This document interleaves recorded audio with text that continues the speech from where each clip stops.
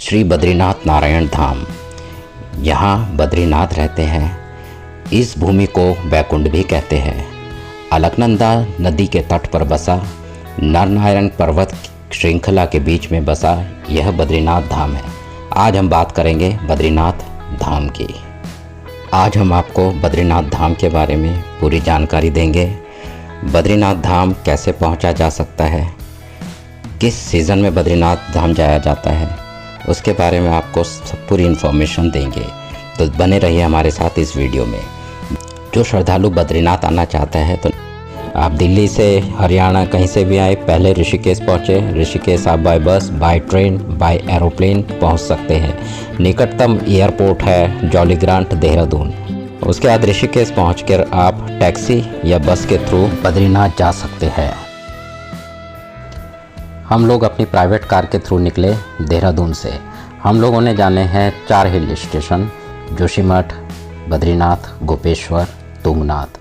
तो अब हम पहुंच रहे हैं बद्रीनाथ।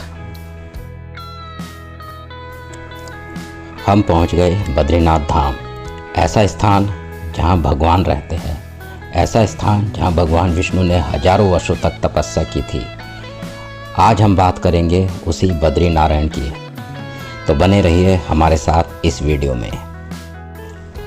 बद्रीनाथ धाम पहुंचकर हमने देखी भगवान की लीला।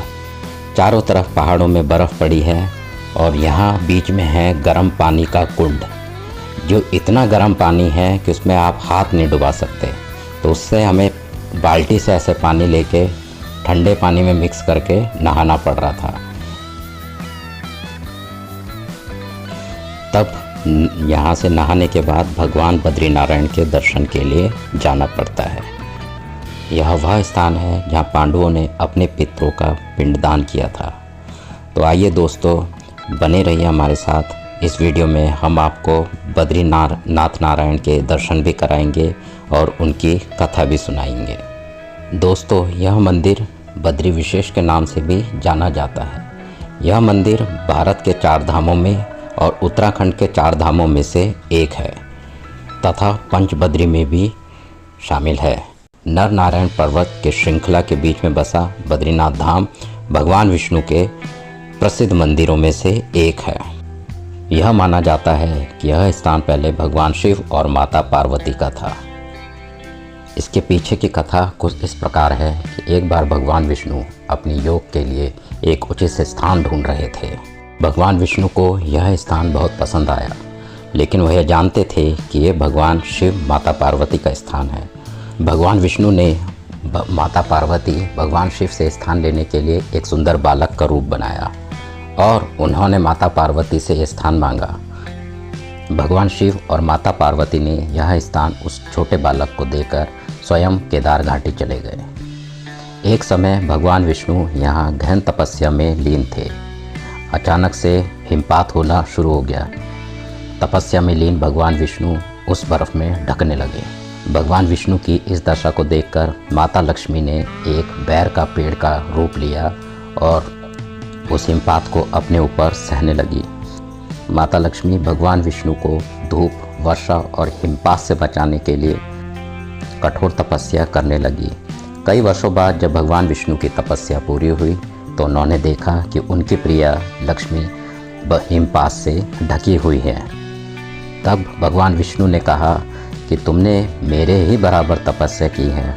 तो उन्होंने बोला, इस स्थान पर मेरे साथ साथ माता लक्ष्मी की भी पूजा होगी और तुमने मेरी रक्षा इस बद्री का वृक्ष बनकर की है, तो आज से मुझे बद्री का नाथ बद्रीनाथ के नाम से भी जाना जाएगा। इस तरह भगवान विष्णु का नाम बद्रीनाथ पड़ा और इस स्थान को बद्रीनाथ के नाम से जाना जाने लगा। दोस्तों, इस मंदिर की स्थापना 9वीं शताब्दी में शंकराचार्य ने की थी और माना जाता है कि शंकराचार्य 6 महीने बद्रीनाथ धाम में रहा करते थे और 6 महीने केदारनाथ धाम में रहा करते थे। माना जाता है कि आदि शंकराचार्य ने यहाँ पर शालिग्राम की एक मूर्ति, जो कि यहाँ कुंड से निकालकर स्थापित की थी। हिंदुओं के द्वारा माना जाता है कि भगवान विष्णु की 8 उन मूर्तियों में से स्वयं प्रकट मूर्तियों में से एक माना जाता है। शीतकाल में यही मूर्ति जोशीमठ में श्री नरसिंह मंदिर में स्थापित की जाती है। दोस्तों, बद्रीनाथ मंदिर सतयुग का पावन धाम है। शीतकाल में बद्रीनाथ महाराज की डोली श्रीमठ के नरसिंह मंदिर में रखी जाती है। इस मंदिर में भगवान की 15 मूर्तियां हैं। माता लक्ष्मी और श्री गणेश जी की भी यहाँ पूजा की जाती है। हिमालय में बसने के कारण यहाँ पर 6 महीने बर्फ़ रहती है, तो 6 महीने भगवान बद्रीनाथ की पूजा श्रीमठ के नरसिंह मंदिर में की जाती है। मंदिर के दर्शन का सही समय है मई से लेकर अक्टूबर तक। नवंबर में दीपावली से पहले मंदिर के कपाट बंद कर दिए जाते हैं। दोस्तों, विष्णु पुराण के अनुसार यहाँ एक कथा और प्रचलित है। धर्म के 2 पुत्र थे, नर और नारायण। इन दोनों ने कई वर्षों तक यहाँ तपस्या करी और अपने आश्रम हेतु वह एक आदर्श जगह ढूंढ रहे थे। तो उन्हें वह जगह मिली अलकनंदा तट पर, क्योंकि यहाँ पे गर्म पानी और ठंडे पानी का कुंड भी था। तो उन्होंने इस जगह का नाम रखा बद्री विशाल। दोस्तों, माना जाता है कि महाभारत भी यहीं बैठकर लिखी गई थी। नर और नारायण ने महाभारत काल में कृष्ण और अर्जुन के रूप में जन्म लिया था। महाभारत कालीन एक अन्य मान्यता है कि यहाँ पर पांडवों ने अपने पितरों का पिंडदान किया था, इसीलिए यहाँ लोग अपने पितरों का पिंडदान भी करते हैं। दोस्तों, बद्रीनाथ धाम से 2 किलोमीटर आगे हमारे देश का, भारत का पहला गांव पड़ता है माणा गांव। तो आप माणा गांव भी ज़रूर देखें। यहाँ पर सरस्वती नदी का उद्गम स्थल है। सरस्वती नदी यहीं पर दिखाई देती है और यहीं से धरती में समा जाती है। उसके बाद वो सीधा मान्यता है कि प्रयागराज में ही निकलती है। दोस्तों, उम्मीद है आपको ये वीडियो पसंद आया होगा।